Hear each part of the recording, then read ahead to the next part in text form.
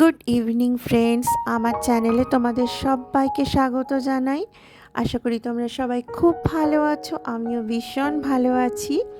তো আজকে সকালটা আমার এইভাবে শুরু হয়েছিল, বেশ সুন্দর একটা ওয়েদার দিয়ে, মিষ্টি রোদ আর চারিদিকটা কি সুন্দর সবুজ।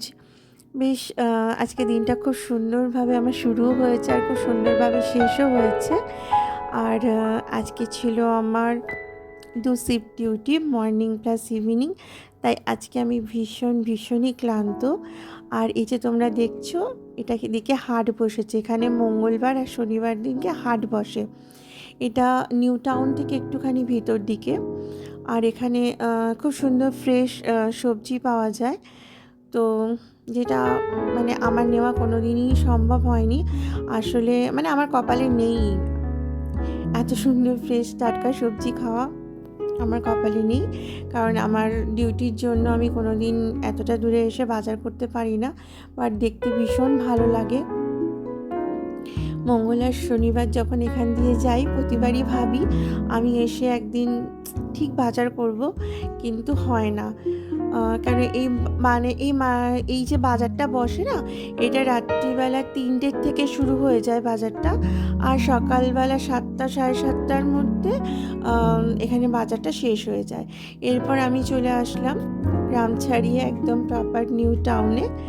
তো এইভাবে মনে একটু দুঃখ কষ্ট নিয়ে ডিউটি যাচ্ছি, কারণ সারাটা দিন আজকে ডিউটির মধ্যেই থাকতে হবে। ঠিক আছে, ওখানে কালিগদের সঙ্গে কথাবার্তা বলে মনটা বেশ ভালোই লাগে।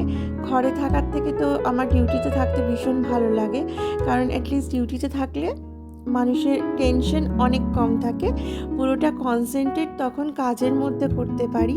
মানে সব চিন্তা ভাবনা তখন থাকে কাজটা কি করে আমি সুন্দরভাবে কমপ্লিট করব। তো সুতরাং ডিউটি করতে আমি খুব ভালোবাসি। আর এই যে ঝাউ গাছগুলো দেখছি আর মনে মনে ভাবছি, ছোটোবেলায় আমরা এই ঝাউ পাতা মানে খুব কষ্ট করে এর বাড়ি থেকে তার বাড়ি থেকে জোগাড় করে এনে একটা ফুলের সঙ্গে সুতো দিয়ে বেঁধে আমাদের ক্লাস টিচারকে দিতাম, কারণ ম্যাম ভীষণ খুশি হতো সেটা দিলে পরে। আর মনে মনে ভাবতাম যে ম্যাম নিশ্চয়ই আমাকে বেশি নাম্বার দেবে, বাট সেটা হতো না কখনোই। আর এই যে দেখতে দেখতে আমার ডিউটিও শেষ হয়ে গেল, আর আমি বাড়িও ফিরছি। অনেক রাত হয়ে গেছে, 9:30 বেজে গেছে। তো চারিদিকটা ভীষণ অন্ধকার হয়ে গেছে। আবার সেই সবজি দেখতে পেলাম, কারণ এখান থেকে সবজি বাইরে যায়। এখানে চারিদিকে ক্ষেত আর ক্ষেত, আর এখানে খাল আছে, বড় বড় খাল আছে, যেটা কিনা কেষ্টপুর খাল বলে। সেটা নিউ টাউনের চারিদিকটা কভার করে আছে। এই যে 10টা বাজে, ফাইনালি আমি ঘরে পৌঁছে গেলাম। আর ভীষণ ক্লান্ত লাগছে, চারিদিকে ঠান্ডা পড়ে গেছে, কিন্তু কলকাতায়